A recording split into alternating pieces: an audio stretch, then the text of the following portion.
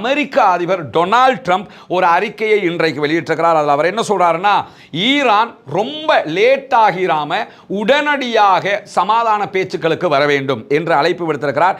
இஸ்ரேலுடனான இந்த பதட்டத்தை தணிப்பதற்கு ஈரான் விரும்ப வேண்டும் என்று கோரியிருக்கக்கூடிய அமெரிக்க அதிபர் டொனால்ட் ட்ரம்ப் என்ன சொல்றாருன்னா, இந்த யுத்தத்தில் இதுவரைக்கும் ஈரான் ஜெயிக்கவே இல்லை, எனவே ரொம்ப தாமதமாகி நீங்க சமாதானத்துக்கு வராம இப்பொழுதே வாங்க அப்படின்னு சொல்லி இருக்கிறார். இதெல்லாம் நீங்க பார்த்தீங்கன்னா மனிதர்கள் இப்படியும் வாழுகிற ஒரு பூமியா என்கிற அளவுக்கு அந்த நிலைமை இருக்கிறது. இந்த இடத்துல வான்வழி தாக்குதல்களை இன்றைக்கு நடத்தி இருக்கிறார்கள். கிட்டத்தட்ட 39 அப்பாவிகள் காசாவிலே இன்றைக்கு கொல்லப்பட்டிருக்கிறார்கள், ஷஹீதாகி இருக்கிறார்கள். இஸ்ரேலுக்கும் ஈரானுக்குமான இந்த சண்டையில் பாலஸ்தீன அப்பாவிகள் மீதான தாக்குதல்கள் குறைந்திருக்கிறது. இது மாதிரி முகாம்களில் நடத்தக்கூடிய தாக்குதல்களால் தான் நிறைய பேர் கொல்லப்படுகிறாங்க. உணவு தேடி போகிறவர்கள் மீது வான்வழி தாக்குதல்கள் நடத்தப்படுகிற நேரத்தில் கொல்லப்படுறாங்க. அது இல்லாமல் நேரடி ஓருக்கான ராணுவம் தரைப்படை மீள அழைக்கப்படுவது என்பது இஸ்ரேலுடைய படுதோல்வியையும் ஈரானிடத்தில் வாங்கி கட்டுகிற தன்மையும் மிக தெளிவாக நமக்கு காட்டுகிறார். அதே நேரத்தில் அணு ஆயுத பரவல் தடை ஒப்பந்தத்திலிருந்து தாங்கள் விலகப் போவதாக இன்றைக்கு உடனடியாக முடிவெடுக்க வேண்டும் என்று பாராளுமன்றத்தில் கோரிக்கை விடுக்கப்பட்டிருக்கிறது.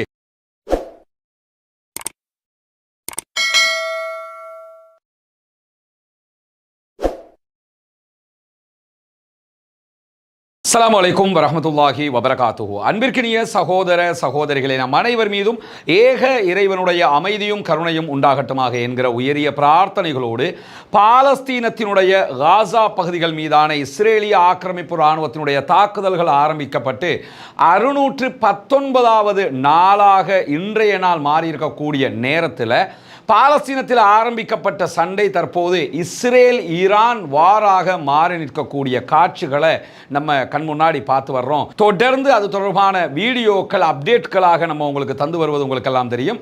எனவே நம்முடைய வீடியோக்கள் ஒவ்வொரு நாளும் நம்முடைய 2 சேனல்கள்லையும் 2 தடவை அல்லது 3 தடவைகளுக்கு மேலே தனித்தனி வீடியோக்களாக வெளியிடப்படுகிறது. அந்த வீடியோக்களை நீங்கள் பார்த்துக் கொள்வதற்கு தவறாமல் நம்முடைய 2 சேனலையும் சப்ஸ்கிரைப் செய்து வைத்துக் கொள்ளுங்கள். நம்முடைய வளமையான சேனல் ரஸ்மின் எம்ஐஎஸ்சி நியூஸ் என்கிற பெயர்ல இருக்கும்.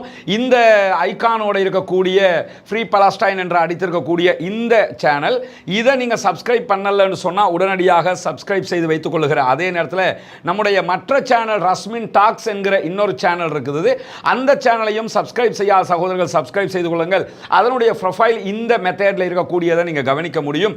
இன்றைக்கும் இந்த சேனல்லையும் 2 வீடியோக்கள் வெளியிடப்பட்டிருக்கிற அதே நேரம் நம்முடைய வளமையான சேனல்லையும் 2 முக்கியமான வீடியோக்கள் இன்றைக்கு வெளியிடப்பட்டிருக்கிறது.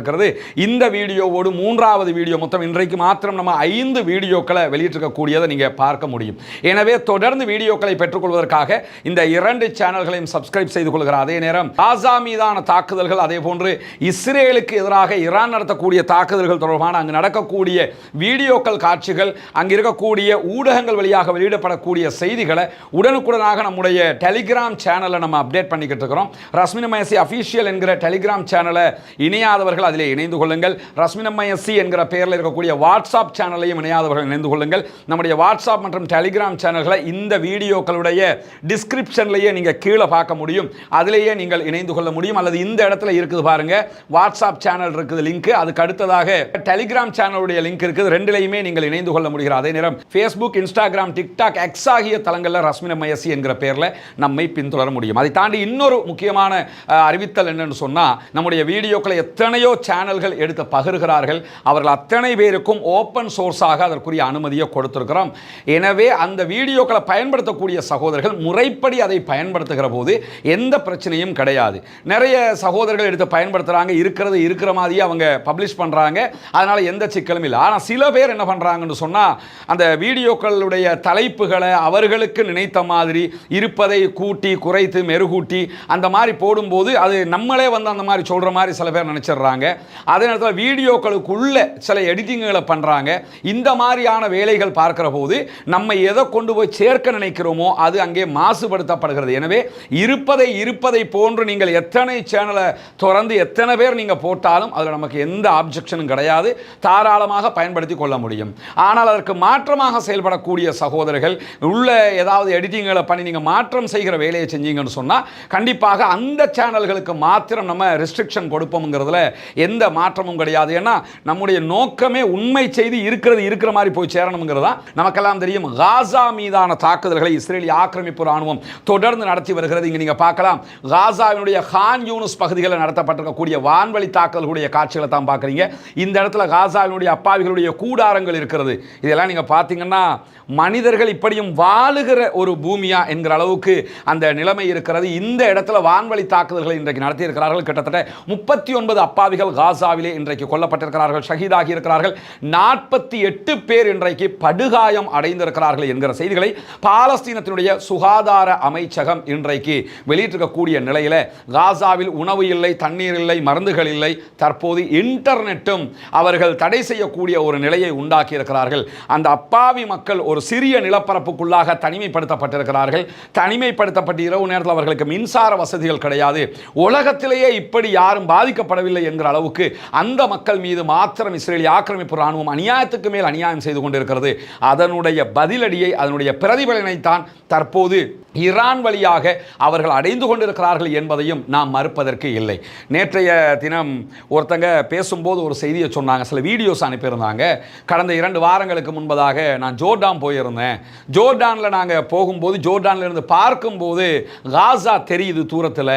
ஆனால் இரவு நேரத்தில் எல்லா பகுதிகளும் வெளிச்சமாக இருக்கிறது, காசா மாத்திரம் இருட்டாக இருக்கிறது என்று சில வீடியோக்கள் அவங்க எடுத்த வீடியோக்கள் அமைச்சிருந்தாங்க. அவங்க அனுப்பும் போதே என்னால் தாங்க முடியலை, ரொம்ப மனவலியாக இருக்கிறது என்று தான் அனுப்பியிருந்தாங்க.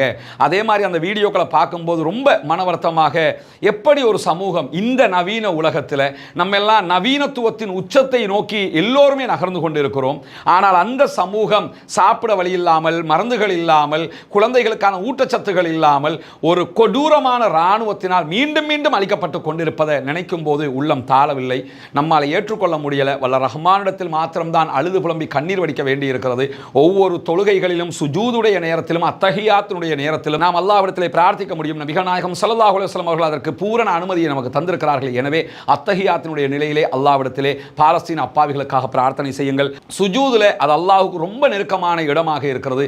எனவே பாலஸ்தீன அப்பாவிகளுக்காக அந்த நேரத்திலும் பிரார்த்தனை செய்யுங்கள் என்கிற உயரிய கோரிக்கைகளோடு இன்றைய நாளில் ஒரு முக்கியமான செய்தி வெளியாகி இருக்கிறது. இஸ்ரேலுடைய 98வது படைப்பிரிவு காசாவை விட்டு வெளியேற்றப்பட்டிருக்கிறது. காரணம் என்னன்னா, இப்ப இதை விட பெரிய சண்டை போய்கிட்டு இருக்குது.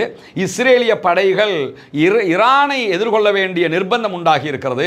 சின்னொரு விஷயம் நினைச்சாங்க. ஏன்னா ஈரான் உலகத்துக்கு எப்படி இருந்ததுன்னா, இவங்களுக்கு நாகரிகம் இல்லை, இவங்களுக்கு உலகத்துக்கு சம்பந்தம் இல்லை, இவங்க மேல பொருளாதார தடை விதிக்கப்பட்டிருக்குது, எனவே அவங்க கிட்ட ஒண்ணுமே இருக்காது, நம்ம போனா தட்டி தூக்கிட்டு வந்துகிட்டே இருக்கலாம், பழைய ஏதாவது கத்தி பொருள் இந்த மாதிரி ஏதாவது ஆயுதங்களை வச்சுக்கிட்டு இருப்பாங்க, இந்த மாதிரி நினைச்சுக்கிட்டு தான் அட்டாக் பண்ணாங்க.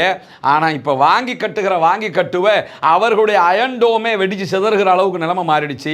எந்த ஒன்னாலையும் தடுக்க முடியாத அளவுக்கு அடிக்கு மேல் அடி வாங்கி கொண்டிருக்கிறார்கள். எனவேதான் இப்பொழுது ஈரானை எதிர்கொள்வதற்காக 98வது படைப்பிரிவு உடனடியாக மீளப்பெறப்பட்டிருக்கிறது. ஆயிரக்கணக்கான இராணுவத்தைச் சேர்ந்தவர்கள் அதிலே மீளப்பெறப்பட்டிருப்பதாக இஸ்ரேல் உத்தியோகபூர்வமாக அறிவித்திருக்கிறது. வல்ல ரஹ்மான் இப்படியும் பாலஸ்தீன மக்களுக்கு நிம்மதியை கொடுக்க வேண்டும். இஸ்ரேலுக்கும் ஈரானுக்குமான இந்த சண்டையில் பாலஸ்தீன அப்பாவிகள் மீதான தாக்குதல்கள் குறைந்திருக்கிறது. இது மாதிரி முகாம்களில் நடத்தக்கூடிய தாக்குதல்களால் தான் நிறைய பேர் கொல்லப்படுகிறாங்க. உணவு தேடி போகிறவர்கள் மீது வான்வழி தாக்குதல்கள் நடத்தப்படுகிற நேரத்தில் கொல்லப்படுறாங்க. அது இல்லாமல் நேரடி ஓருக்கான இராணுவம் தரைப்படை மீள அழைக்கப்படுவது என்பது இஸ்ரேலுடைய படுதோல்வியையும் ஈரானிடத்தில் வாங்கி கட்டுகிற தன்மையும் மிக தெளிவாக நமக்கு காட்டுகிறார். அதே நேரத்தில் தெற்கு மற்றும் வடக்கு பகுதிகள், சவுத் என்று நார்த் காசா பகுதிகளில் இஸ்ரேலிய ஆக்கிரமிப்பு படைகளுக்கு எதிராக பாலஸ்தீன விடுதலை இராணுவம் இன்றைக்கு தாக்குதல்களை நடத்தி இருக்கிறது, உயிரிழப்புகளையும் ஏற்படுத்தி இருக்கிறது என்கிற செய்திகளை நம்ம பார்க்க முடிகிறது. இஸ்ரேலிய ஆக்கிரமிப்பு இராணுவத்துடைய மெர்காவா டேங்க் மேல பாலஸ்தீன விடுதலை இராணுவம் இன்றைக்கு நடத்தி இருக்கக்கூடிய தாக்குதலை தான் நீங்க பார்க்குறீங்க. மெர்காவா டேங்க் ஒன்று மொத்தமாக அழிக்கப்படுகிற காட்சிகளை அவர்கள் இன்றைக்கு வெளியிட்டிருக்கிறார்கள். ஒரு மெர்காவா டேங்க்ல மினிமம் 5 பேராவது இருப்பாங்க. இந்த டேங்க் முழுவதுமாக அழிக்கப்படுகிறது. எனவே 5 பேர் இன்றைக்கு அந்த இடத்துல கொல்லப்பட்டிருப்பார்கள் என்பதை நம்ம புரிந்து கொள்கிற அதே நேரத்தில் கான் யூனிஸுக்கு கிழக்கு பகுதியில் இருக்கக்கூடிய அபாசன் அல் கபீரா என்கிற பகுதிகளில் இஸ்ரேலிய ஆக்கிரமிப்பு இராணுவத்தினுடைய D9 வகையான புல்டோசர்களுக்கு ஏற்கனவே பொருத்தி வைக்கப்பட்ட குண்டுகளை வெடிக்க செய்ததில் புல்டோசர் இன்றைக்கு மொத்தமாக அழிக்கப்பட்டிருக்கிறது என்பதையும், அதே போன்று மேலும் ஒரு இடத்துல இன்னும் ஒரு மெர்காவா டேங்கையும் நாங்கள் அழித்திருக்கிறோம் கான் யூனிஸினுடைய பகுதிகளில் என்று சொல்லி பாலஸ்தீன விடுதலை இராணுவம் இன்றைக்கு செய்திகளை வெளியிட்டிருக்கிறது. எனவே பாலஸ்தீன விடுதலை இராணுவமும் அவர்களுடைய பங்குக்கு இந்த யுத்தத்துக்கு மத்தியில் மத்தியில் இஸ்ரேலிய ஆக்கிரமிப்பு ராணுவத்தை துவம்சம் செய்கிற வேலைகளில் ஈடுபட்டு வருகிறார்கள். அல்லாஹு தஆலா அவர்களுக்கு வெற்றியை கொடுக்க வேண்டும், பாலஸ்தீனத்திற்கு சுதந்திரத்தை கொடுக்க வேண்டும், சுதந்திரத்தை நோக்கி அவர்களுடைய பயணம் வெற்றி பெற வேண்டும் என்கிற கோரிக்கைகளை அல்லாஹ்விடத்திலே நாம் முன்வைக்க கடமைப்பட்டிருக்கிற அதே நேரம் நமக்கெல்லாம் தெரியும் பாலஸ்தீனத்திற்கு ஆதரவாக கிரேட்டா தன்பர்க் அவர்களுடைய தலைமையில் ரீமா அவர்களும் இணைந்து கொண்டு ஒரு 12 பேர் கொண்ட குழு கப்பலில் பயணித்து காசாவுக்கு நுழைவதற்காக முயற்சித்தார்கள். அந்த அத்தனை பேரும் கைது செய்யப்பட்ட ஃப்ளோட்டிலா கூட்டணியினுடைய கப்பலில் தான் அவங்க வந்திருந்தாங்க. கைது செய்யப்பட்டதில் கிரேட்டா தன்பர்க் அடுத்த நாளே அவருடைய நாட்டுக்கு ஸ்வீடனுக்கு விமானம் மூலமாக அனுப்பி வைக்கப்பட்டாங்க. அவரோடு சேர்த்து இன்னும் 4 பேர் அனுப்பி வைக்கப்பட்டிருந்தார்கள். அதற்கு பிறகு சில பேர் விமானம் மூலமாக அனுப்பி வைக்கப்பட்ட நேரத்தில் பாராளுமன்ற உறுப்பினராக யூரோப் பாராளுமன்ற உறுப்பினராக இருக்கக்கூடிய ரீமா ஹசன் அவங்க நான் போக முடியாது, கையெழுத்திட முடியாது, என்னை காசாவுக்குள் அனுப்புங்கள் என்று அடம்பிடித்துக் கொண்டிருந்த நிலையில் அவங்களுக்கு எதிராக இஸ்ரேலிய நீதிமன்றத்தில் வழக்கு தொடுக்கப்பட்டு வழக்கினூடாக நீதிமன்றம் அவரை பலவந்தமாக வெளியேற்றுமாறு பணித்திருக்கிறது.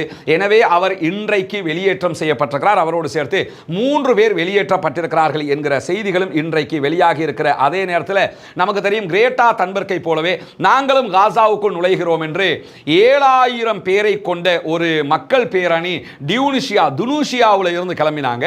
கிளம்பி அவங்க லிபியா வழியாக ஈஜிப்டுக்குள்ள நுழைவதற்காக வந்தார்கள். துனிசியாவிலிருந்து லிபியாவுக்கு வந்துட்டாங்க. லிபியாவுடைய தலைநகர் ட்ரிபோலிக்கு போனாங்க. ட்ரிபோலி வழியாக எல்லாமே அதாவது கடற்கரையோர பயணங்கள், தரைவழி பயணமாக இருந்தது.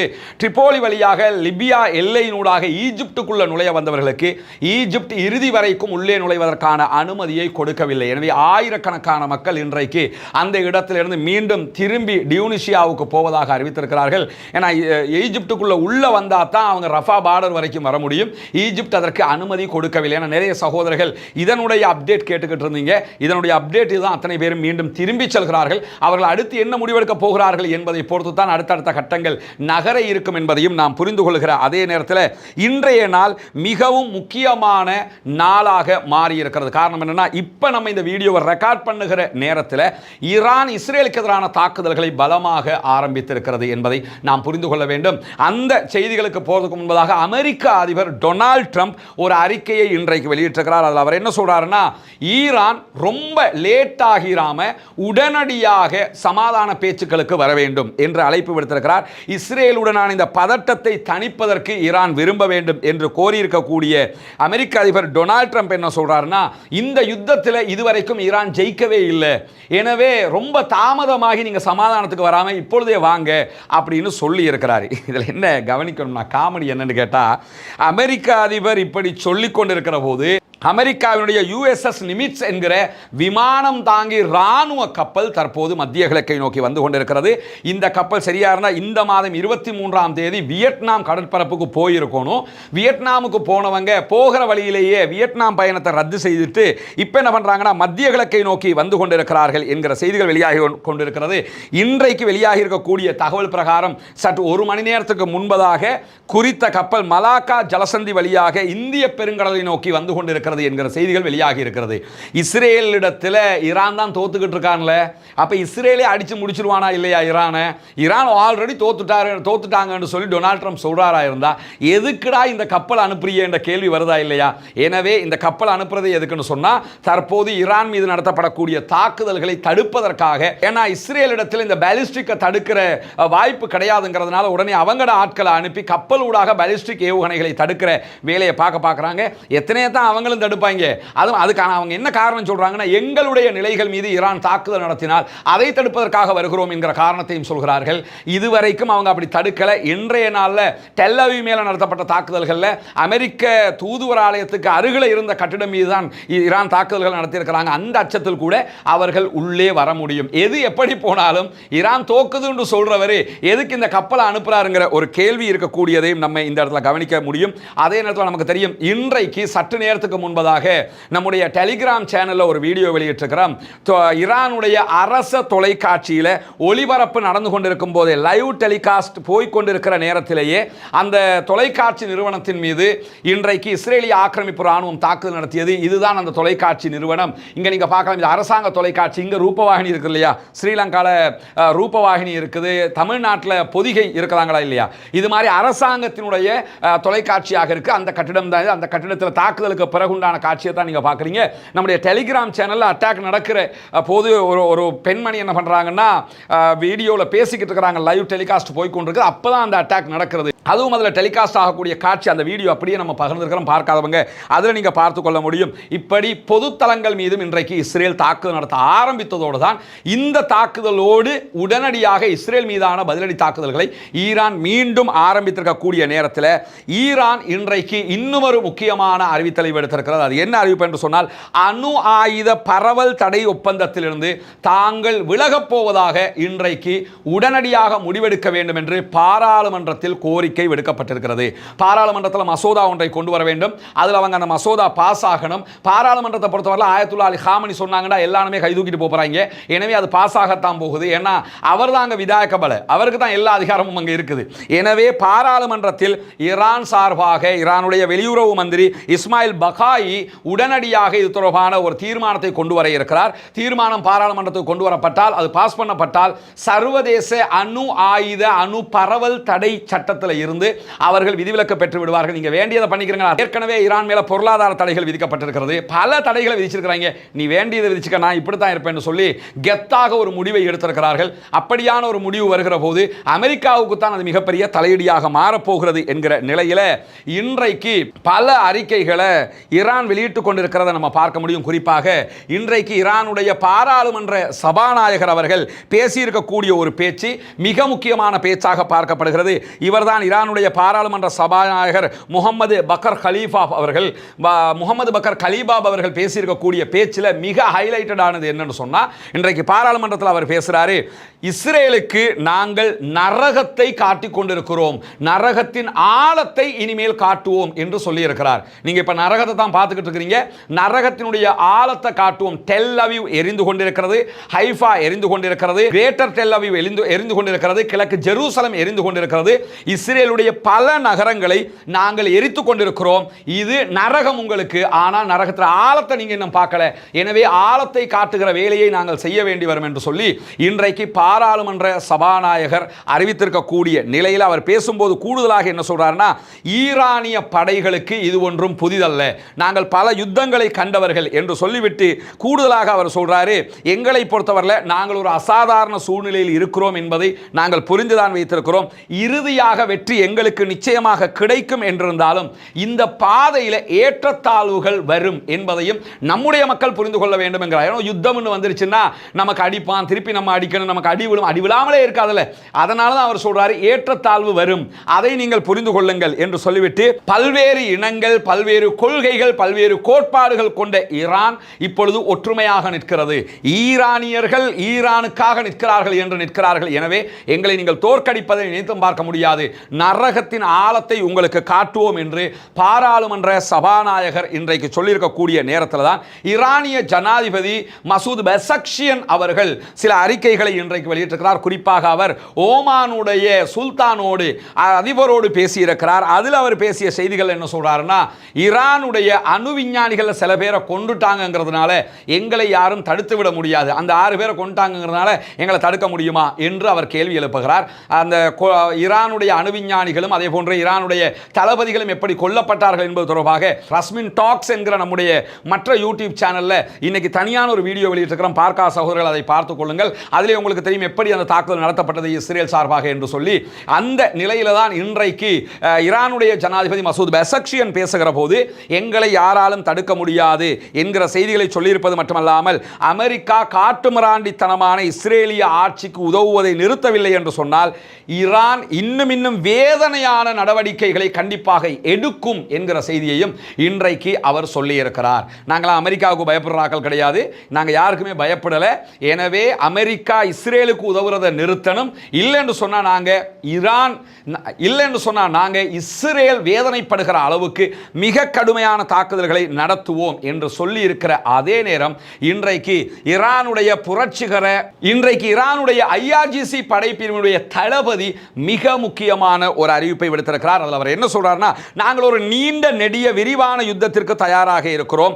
எல்லா சூழ்நிலைகளுக்கும் நாங்கள் எங்களை மாற்றிக்கொண்டு விட்டோம். இனி யுத்தம் தான் என்று சொல்லி மனதளவிலேயே அவங்க ரெடி ஆயிட்டாங்க. எல்லாத்துக்குமே தயாராயிட்டோம் என்று சொல்லிட்டு எங்களுடைய மிக முக்கியமான ராணுவ திறன்களை இனிமேல் தான் இஸ்ரேல் பார்க்க போகிறது என்கிற எச்சரிக்கையை விடுத்திருக்கிறார். அதே நேரத்தில் ஈரானுடைய ஆயுதப்படைகள் கூட்டுப்படைகள் மொத்தமாக ஒரு அறிக்கை இன்றைக்கு வெளியிட்டிருக்கிறாங்க. அதுதான் இன்றைக்கு எல்லா மீடியாவிலையும் மிக முக்கியமான அறிக்கையாக இருக்கிறது. அந்த அறிக்கையை இன்றைக்கு இவர் தான் வெளியிட்டவர். என்ன அந்த அறிக்கையில் அடங்கி இருக்கிறது என்று சொன்னால், இஸ்ரேல் என்பது ஆக்கிரமிக்கப்பட்ட பாலஸ்தீனம் என்கிற நாட்டை தானே ஆக்கிரமிச்சு இஸ்ரேலை உருவாக்கினாங்க. அந்த ஆக்கிரமிக்கப்பட்ட பாலஸ்தீனத்தினுடைய தலைநகராக டெல் அவீவ் இருக்கிறது. டெல் அவீவும் பாலஸ்தீன நகரமாக இருக்கிறது. எனவே நாங்கள் அடுத்தடுத்த தாக்குதல்களை உக்கிரமாக நடத்த இருக்கிறோம். டெல் அவீவில் பல இடங்கள் தீப்பற்றி எரிந்து கொண்டிருக்கிறது. எங்களுடைய தாக்குதல்களால் எங்களை உங்களால் நிறுத்த முடியாது என்று சொல்லுகிற ஈரானுடைய கூட்டுப்படை முக்கியமாக என்ன அறிவித்தல் விடுத்தாங்கன்னா, உடனடியாக இஸ்ரேலியர்கள் இஸ்ரேல் தலைநகர் டெல் அவீவை விட்டு வெளியேறி விடுங்கள். ஏன்னா நாங்கள் டெல் அவீவை தீ வச்சு எரிக்கிற அளவுக்கு தாக்குதல் நடத்த போறோம். உடனடியாக அங்கிருந்து வெளியே போயிருங்க. உங்களுக்கு ஏதாவது ஆபத்துக்கள் வந்தால் அதற்கு நாங்கள் பொறுப்பு என்று சொல்லிவிடக் கூடாது. முன்கூட்டியே நாங்கள் அறிவித்து விட்டோம் என்கிறார்கள். உடனடியாக வெளியே போயிருங்க. டெல் அவீவ் விட்டு அத்தனை பேரும் போயிடும். டெல் அவீவை நாங்கள் அழிக்க போறோம் அப்படின்னு சொல்லி அறிவிச்சிருக்கிறாங்க. பொறுத்திருந்து தான் பார்க்க வேண்டும் என்ன நடக்கப் போகிறது என்பது. ஏண்டா தொட்டம் என்று யோசிக்கிற அளவுக்கு இன்றைக்கு இஸ்ரேலுக்கு சரமாரியான பதிலடி கொடுக்கப்படுகிறது. இஸ்ரேலிய ஆதரவு ஊடகங்களே இஸ்ரேல் மீதான ஈரானுடைய தாக்குதல்களை மழைக்கு ஒப்பிட்டு எழுதுகிறார்கள். பெய்கிற மழையை போன்று ஏவுகணை தாக்குதல் நடத்தப்படுகிறது என்று எழுதக்கூடிய காட்சிகளை நீங்க தொடர்ந்து பார்க்கிற அதே நேரத்தில் இன்றைக்கு வெளியாகி இருக்கக்கூடிய ஒரு முக்கியமான செய்தி என்னன்னா, ஈரானுடைய தாக்குதல்களுக்கு மத்தியில் இஸ்ரேலிய மக்களுக்கு மத்தியிலே இஸ்ரேல் ராணுவத்தின் மீது இருந்த நம்பிக்கைகள் சீர்குலை பட்டிருக்கிறது என்பதுதான் ஹைலைட்டான செய்தியாக இருக்கிறது. ஏன்னா நம்மளை யார் தாக்குவா? நம்மளை சுத்தி அயன் டோம் இருக்குது, நம்மளை சுத்தி தேட் இருக்குது, நம்மளை சுத்தி ஏரோ சிஸ்டம் இருக்குது, நமக்காக அமெரிக்காக்காரன் இருக்கிறான், நம்மளை எவனும் கை வைக்க முடியாது, எந்த அரபு நாடு நம்மளை நெருங்க முடியாதுன்னு சொல்லி ஒரு மிதப்புல அவங்க அத்தனை பேரும் இருந்தாங்க. ஆனா இப்ப இஸ்ரேல்காரனை ஈரான்காரன் வந்து வச்சு செஞ்சுக்கிட்டு இருக்கிறான். அதை பார்த்து தற்போதைய இஸ்ரேலிய மக்களுடைய நிலை எப்படி இருக்குதுன்னு கேட்டா, இல்ல நம்மளை அடிக்கிற பலம் ஈரான்காரனுக்கே இருக்குது, நம்ம என்னமோன்னு நம்ம நினைச்சிட்டோம், வச்சு நம்மளை செஞ்சுக்கிட்டு இருக்கிறாங்க என்கிற அளவுக்கு அவர்களுடைய நிலைமை மாறி இருப்பதாக சொல்லப்படுவதற்கான காரணம் என்னன்னு சொன்னா, அவர்கள் மிகவும் நம்பிய இந்த அயன் டோம் சிஸ்டங்கள் எல்லாம் ஹெர்மெடிக் சிஸ்டம்ங்கிற அளவுக்கு அவங்க நினைச்சிருந்தாங்க. அது எல்லாமே சீர்குலைக்கப்பட்டிருக்கிறது என்று சொல்லி இன்றைக்கு தி டெலிகிராஃபி வெளியிட்டிருக்கக்கூடிய செய்தியில அழகாக ஒரு கட்டுரையாக அவர்கள் அதை தொகுத்திருக்கக்கூடிய நேரத்தில் தான் இன்றைக்கு ஈரான்ல இருந்து பாலிஸ்டிக் ஏவுகணைகள் தொடர்ந்து ஏவப்படுகிறது. குறிப்பாக இன்றைக்கு அவர்கள் டெல் அவீவ் மீது நடத்தி இருக்கக்கூடிய ஒரு தாக்குதல்களில் அந்த பாலிஸ்டிக் ஏவுகணை பங்கரை இலக்கு வைத்து தாக்குதல் நடத்தப்பட்டது. 2 பங்கருக்கு நடுவில் இருக்கக்கூடிய மிகப்பெரிய சிவரை நோக்கித்தான் அந்த தாக்குதல் நடத்தப்பட்டிருக்கிறது. அந்த சிவர் சுக்குநூறாக உடைக்கப்பட்டதில் இருந்து இன்றைக்கு இஸ்ரேலுக்குள்ள கருத்து பரிமாற்றம் என்ன நடக்குதுன்னு சொன்னா, ஒரு பங்கருக்குள்ள பாதுகாப்புன்னு நம்ம போய் ஒழிக்கிறோம், அந்த பங்கரையே அவர்களுடைய ஏவுகணைகளால் அடிக்க முடியும் என்று ஆயிடுச்சுன்னா நம்ம எங்க தான் பாதுகாப்பை தேடி ஓடுறதுங்கிற நிலை உருவாகி இருக்குது. இப்ப அத்தனை பேரும் காசாவை நினைக்க வேண்டும். காசா அப்பாவிகள் இப்படித்தான் ஓடினார்கள். பங்கர் பஸ்டர் பாம கொண்டு போய் போட்டாங்க, பூமிக்குள்ள பாம போட்டு அழிச்சாங்க, 32 மருத்துவமனைகளை அழிச்சாங்க, பள்ளிவாசல்களை அழிச்சாங்க, ஸ்கூல் எல்லாத்தையுமே அழிச்சாங்க. பச்சை புல்லன்னு பார்க்காம 20,000க்கு மேற்பட்ட குழந்தைகள் அங்கே கொல்லப்பட்டிருக்கிறது, 6,000க்கு மேற்பட்ட கர்ப்பிணிகள் கொல்லப்பட்டிருக்கிறார்கள், 25,000க்கு மேற்பட்ட பெண்கள் கொல்லப்பட்டிருக்கிறார்கள், முதியவர்கள் கொல்லப்பட்டிருக்கிறார்கள்.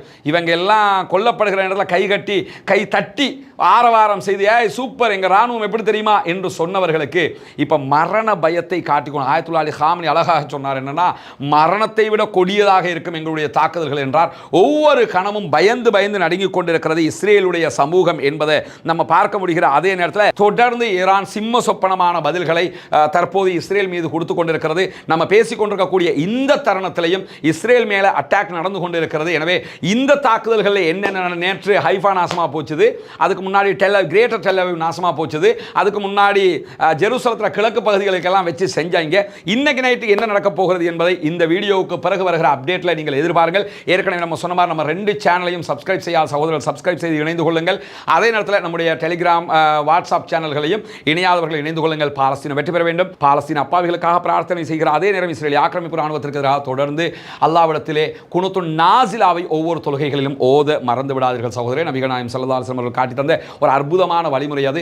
குனூத்துன் நாசிலா என்றால் என்ன, அதை எப்படி ஓத வேண்டும், எப்பொழுது ஓத வேண்டும், அதனுடைய சட்டத்திட்டங்கள் என்ன என்பதையெல்லாம் ஒரு தனித்த வீடியோவாக நம்ம வெளியிட்டிருக்கிறோம். அந்த வீடியோவை பார்த்து நீங்கள் உங்களுடைய இபாதத்தை அமைத்துக் கொள்ள முடியும். குர்ஆன் சுன்னா அடிப்படையில் அந்த வீடியோவை நம்ம அமைச்சிருக்கிறோம். எனவே அந்த வீடியோவை பார்க்காத சகோதரர்கள் முன்னால் தெரிகிற நம்முடைய தொலைபேசி மற்றும் வாட்ஸ்அப் இலக்கத்திற்கு குனூத் என்று மாத்திரம் ஒரு மெசேஜ் அனுப்பிச்சு வைங்க.